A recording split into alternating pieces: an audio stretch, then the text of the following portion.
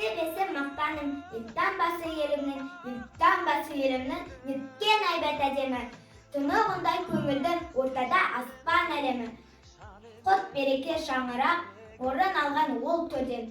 Қанатты қос арғымақ, екі жақтан көм керген. Тәуелсіздік жолында талай-талай тер тамған. Билігім өз қолымда, еркіндігім ел таңдаған.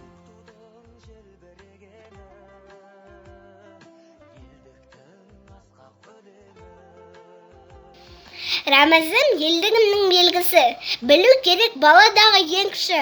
Рәміздерім әнұран ту ел таңбан, рәміздерді жатқа білген жөн кісі.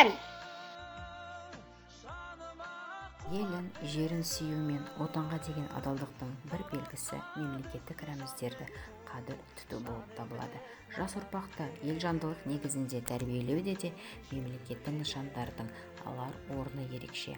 Рәміз белгілі идеяны білдіретін белгі бейне. Адамға ой пікір туғызады.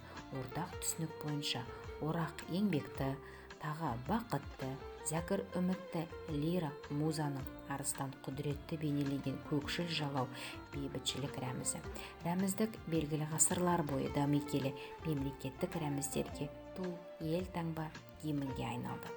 Ту тұтастық пен бірліктің, ынтымақтың құдіретінің белгісі. Ол елдік пен егемендікті дүниеге паш етіп тұрады. Ел таңба мемлекеттік мөрлерде алтын, күміс ақшаларда бейнеленген ажырату белгілері. Гимн өлеңге жазылған салтанатты ән.